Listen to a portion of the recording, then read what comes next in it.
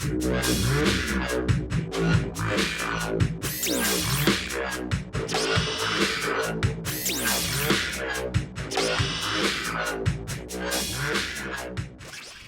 guys, Matt Allen here. Welcome back to Tactical Bassin out here on beautiful Clear Lake today.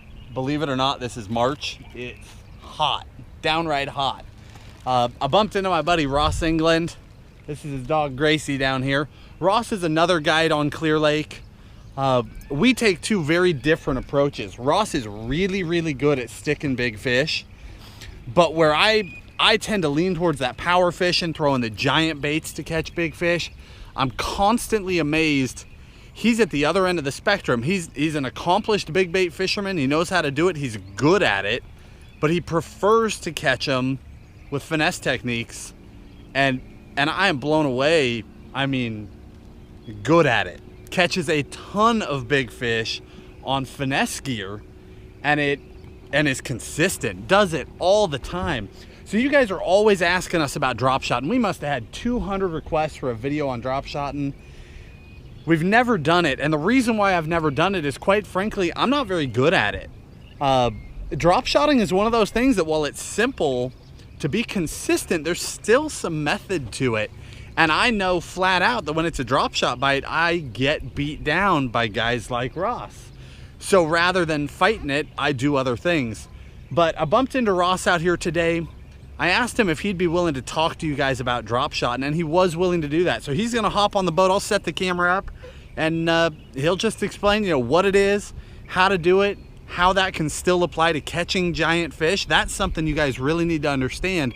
It's not just a small fish thing. He's proven to me over the last few years, it's a big fish method, and it works. So hang on just a second, we'll get set up. Well, that was a heck of an introduction. Thanks, Matt. We're going to talk a little bit about drop shotting. It's a real basic thing that I learned. I never even did it until I moved up here to Clear Lake. And that kind of amazes me. I mean, I knew what it was all about. I knew how to do it. I just never did it. It's just when I had somebody fishing with me when I was fishing a tournament somewhere, pre-fishing, I'd have them throw a drop shot behind me just because I knew they were going to catch fish. They'd get bites that I wasn't going to get. So Clear Lake, a little different ball game.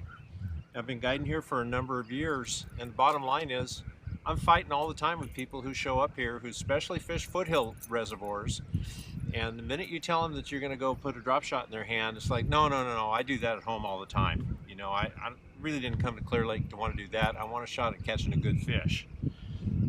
Biggest fish that I've had a client catch over the years is 11 pounds 1 ounce, and it came on this little drop shot rig that I'm going to tie up and show you how to do it. So real simple. We're just going to start out with how to tie one. All of you who are familiar with basic fishing knots know what a Palomar knot is. So I always start through the hook point side and then come back, because anymore it's kind of hard for me to figure out how to get a double loop through. And I'm not really going to worry about the dropper length right now because it's adjustable. Right now I probably would use a 12-inch. So your basic Palomar knot, you've got your, I would normally wet that down, but just for speed of doing this today.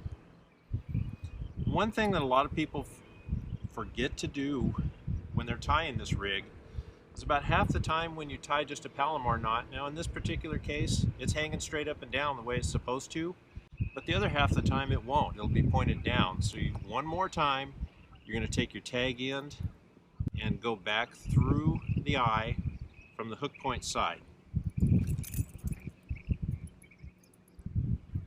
And regardless which way that hook was set up, now it's going to look like that the rest of the day as long as you're fishing it. Little long skinny type sinker. The reason why we use these is we don't get hung up on them as often. It's just got a little pinch on top, and this is a 3/16 ounce size. So there's the basics of the terminal. In this particular case, I've got a size 1 split shot drop shot hook. I don't care whether you use Gamakatsu's or VMC's. Berkeley's making a really good hook right now. This is a basic 3/16 ounce sinker. A couple of little baits. You can either rig these wacky style, or nose hook. Most of the time, especially we're in a cold water situation today, I'll rig them nose hooked. And you just take the bait about a half an inch, between a quarter and a half an inch. And there you go. That's what a drop shot rig is going to look like when I've got it tied up. This is a little 4.5 inch, 4 3/4 inch Berkeley power worm. Been a really good bait the last couple of years. We fish it. I like to use a really light rod action, like Matt was talking earlier. This is actually a 1 power.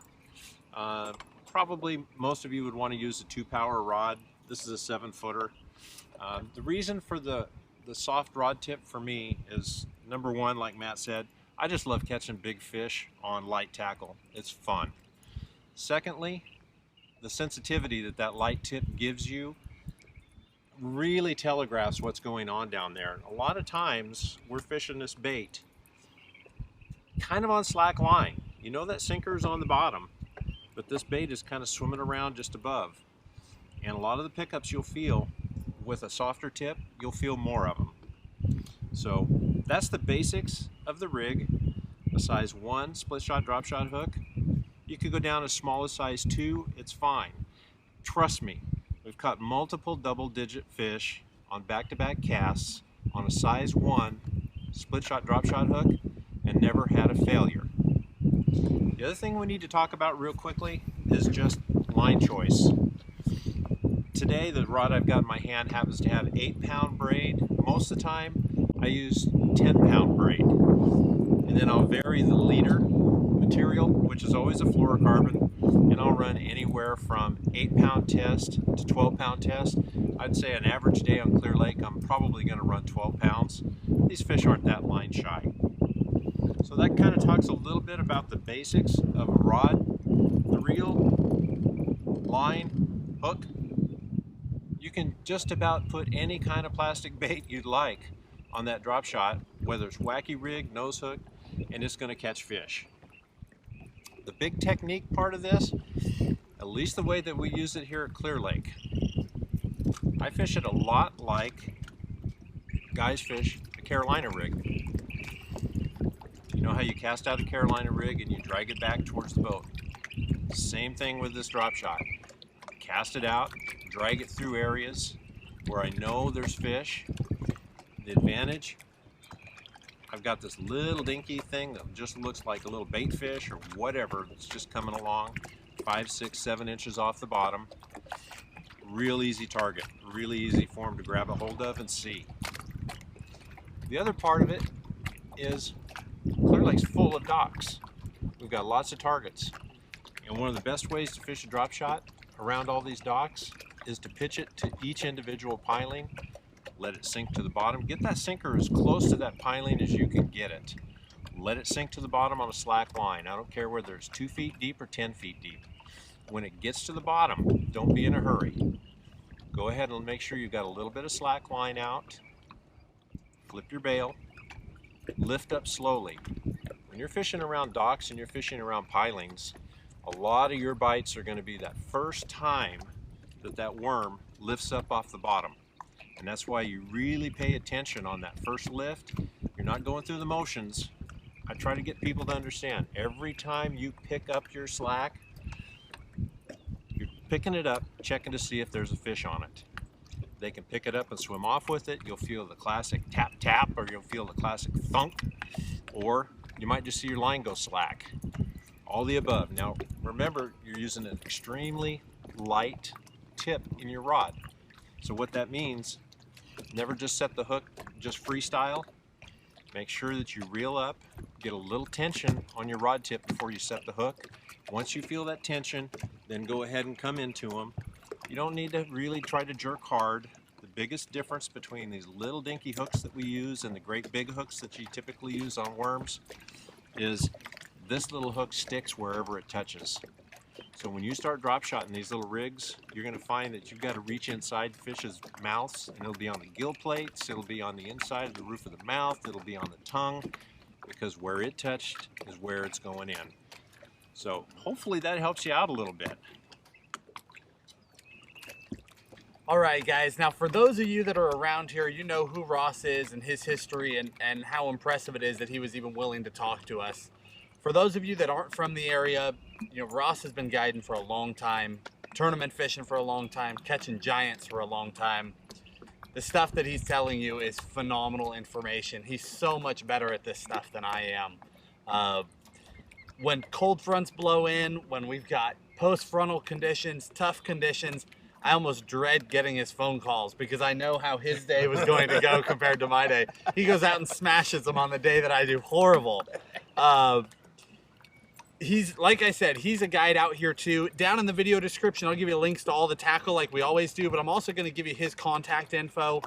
If you want to get out and do that style of fishing and learn about the drop shot and about how to catch bigger fish on it, it's not just a small fish thing.